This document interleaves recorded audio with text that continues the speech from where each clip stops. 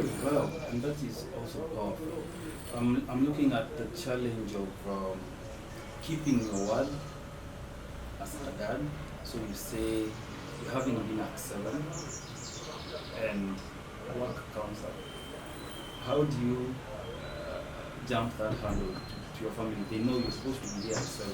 Maybe something came up. Have you had such a scenario? Well, yeah, fortunately, I've not had such situations. And also, okay, by virtue of the fact that I think for a long time I've been at the leadership level within my workplace, but not all the time. And when I've also been at the leadership level, I've encouraged the other staff members to just go home. But earlier on, I think my nature of work was such that once you step out of the office, then you're out. You could probably receive a phone call, but I started working before mobile phones were, well, people had mobile phones. So of course, there was an advantage. So it means once you leave, you've left. And even if you have a landline at home, then that's not for everybody. So that was, I think, an advantage. But what I would encourage people as much as possible, just when it's time to leave, just leave. I had the opportunity to work in Europe for a couple of years, and I saw in Europe, even when people had all this, whatever senior position, whatever it is, when it was time to go, everybody went, and yet the same the employees of the same company in other countries are putting in a lot of hours, more than the people in the headquarters. So I think there are more of cultural issues that we need to overcome, because most companies, I think, encourage people to have a balanced life. Yeah. Very well, Lawrence, and thank you for that perspective. I'm building on that. We ran a very short survey with fathers then to a small group of fathers. And one particular question that came up was, or concern rather, the dads to teenagers.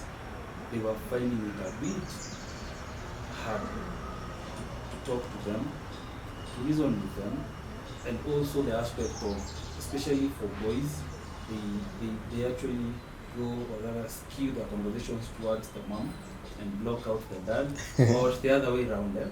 So help us talk to these fathers who have teenagers in their homes. How can you help them maybe have reasonable conversations and also make their fatherhood a bit easier? One of your tips. I know it will not work for everyone, but maybe something will come from there. Yeah, so we've raised two teenagers, and there's one who's a teenager at the moment. He's 17, and when you understand adolescence and how adolescents generally behave, then it's going to help you as a parent, either a father or a mother. At some point, the adolescents, they probably just don't want to talk much, and you shouldn't force them to talk much. They don't want to talk, but it doesn't mean that they don't like you as a father. It's just how they are. They just maybe keeping quiet. They just want their space, but they still want you around. They still want you around, even if they act like they don't want you around. They still want you around. So it's very important to be around. You as the father can initiate conversations over things that are interesting to them. Yeah? So if they like football, they like a particular thing, you can initiate conversations along those lines, but also conversations along the lines of the topics that you like or you think that are important to them. And you ask them what are their perspectives on this, and you're still able to have those conversations with them. To try to create friendship at that point, it's possible, but it's better you create the friendship right from the beginning. And that's what I said. Even when they are still suckling, you need to be there with them. Spend time with them, and you grow together through the different phases. But understand how adolescents behave, just like the way you understand how toddlers behave. Very, very important. Very well, Lawrence. Just throwing you back in time when you became a dad. Were you present through the whole journey of from day one to the award and all that? And how was the experience for you the first time? Well, I hear nowadays people saying that Mr. Victor or Mr. whoever has they have gotten a child, or Mrs. So and so has gotten a child, and the child is doing well, and the father is recovering. No mention of the mother, because the mother is assumed to be okay. But yes, I was there throughout the birth, the pregnancy. Of course, the mother needed quite a lot of support during that time when you're going for clinics.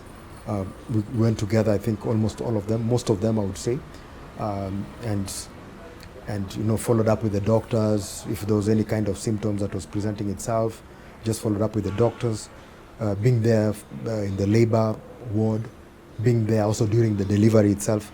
So being there throughout, for me that was the experience, and I think it was very memorable, I would say magical experiences that every father should have. You feel that sense of oneness and belonging, as a family. Yeah, and I have photos, with kids when babies are 30 minutes old, so really, really nice. That's so good of you, Lawrence. And I also want to shout out my boss. I also did everything from the one clinic to the bathroom when we had us here, so I was there. Yes. I also have photos of my small son when he was a minute or 2 Yeah. old. That was really, really interesting. Now, talking of fatherhood, leadership, mentorship, where do we find this balance? How do you find this balance? Or how do you make sure you don't lose one chasing the other? Yeah, for me, of course, the priority is the family, first of all. Very important question. Priority is the family and how to manage your time well, and then also not to overstretch yourself. So there are many people who would want mentorship from me, but then I don't have the capacity to mentor everybody. Then we'll refer them to other people. So I, let's say, bite what I can chew, and that's how I will operate. And so just to ensure that you have enough capacity to take care of everything together. Leadership applies everywhere, so whether it's mentorship, whether it's a workplace, or whether it's at home, that will apply everywhere. So it's not a task as such, but it's a quality or an aspect of you that you will need. But certainly fatherhood is something that is, it also has tasks. There are tasks that go with fatherhood, which are there, and those need to be prioritized as well as other things. And whatever you prioritize, I say balance is about prioritizing the most important things in life. That's what balance is. So what is important to you? Prioritize them, then that's your balance. And people will have different kinds of balances. Yeah. But I would say that if you are outside there, by outside there I mean outside the family, you are perceived to be a leader. But at home, things are not going on okay. Then, in my own judgment, you are really not a leader. Leadership starts at home. Absolutely, that's very true. And in this particular season, we are reading a book called Essentialism. Yes. And the biggest take home from this particular read is biting what you can chew. So focusing on less, but making it better. And I believe that is what we are hearing from you today. And as fathers, being leaders, we're supposed to actually sort of work with what we are able to do and then delegate. So include our partners, yes, our wives, our brothers, our mentors, and if your plate is full, actually spread it to other people around you. And you've done that so well. You've helped us actually grow. This is a personal comment. You've helped us grow through the leadership styles that we are trying to execute in different spaces, and so is fatherhood, because this is the basis of everything. So as we wrap up, what grounds you in your fatherhood? I know fatherhood is quite interesting. I'll not use challenging. It's very interesting. And what is that grounds you when challenges come, projects come and rock you, like now I know you have something that is ongoing, maybe at your home, and you still have work, you have sight and all that. What grounds you? What keeps you grounded as a father? Well, like I said at the beginning, I would say the father is the anchor, and that's what Dr. Miles Monroe says also in his book, The Principles of Fatherhood. The father is the anchor, and the anchor stabilizes or stops or holds the ship or the boat when it's not supposed to move. Whether there are storms, no storms, it is the one that makes it hold. But where does the anchor itself hold?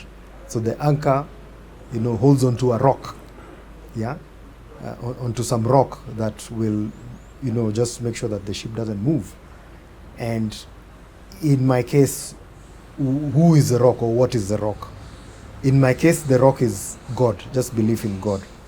And faith for me plays a very important role, so that I look up to God in all situations, whether they are stormy situations or calm situations. I'm looking up to God, and God is able to give me extra strength. That's number one. Number two, I also have a community, a small community of other fathers. Actually, we are a group of 5 families, fathers, mothers, and the children, that we started to walk the journey of parenting together, friendship together, and meeting regularly. And regularly means, in our case, in the earlier years, actually used to meet 3 times a month as these families, up to 3 times a month. Nowadays is far more, let's say, spread.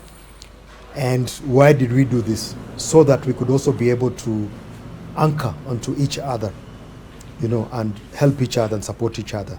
And as the men, then we were able to speak through our challenges, support each other, pray for each other, hold each other accountable. And I think that's been very, very useful. And that's what I would encourage any other man, whether you're a father or not. Please have a group of people with similar values. And it doesn't have to be a big group. Like in our case, we are 5 people. There could be 4 people, there could be 3 people, But look for such people and meet regularly and try to be as open as possible with each other. Amazing conversation, Lawrence. Thank you so much for your time. But as we go into the last parts of this conversation, it's an endless conversation. You can agree with me on this. Yeah. We'll have more of this moving forward. But tell us, what do you think? What is your opinion about such initiatives? Father's Day, the Men's Book Breakfast. What vision do you have for such forums in the future? For me, I would say these are very good initiatives. And what you're having, like the Father's Den, I've actually not heard of any kind of similar forum anywhere before. Maybe they're there, but I haven't heard of them. And I think this is a good initiative that brings fathers, aspiring fathers together to be able to build each other up. And my opinion is that we should have more and more of this, and we should have them spread throughout. Of course, promoting the correct values, which I believe is what the Father's Den is doing, and encouraging men to actually take up, the role of fatherhood very seriously, and also encouraging those who feel inadequate, they feel like I'm not ready, to tell them, look, there's nobody who's ready. If you're not ready, all of us are not ready, but these are things that we have to do. But the readiness comes from the willingness to say, you know what, I want to be a good father to my children. If you have that desire, then I would say you are ready to be a father. Thank you so much for having me, and all the best with the Father's Den.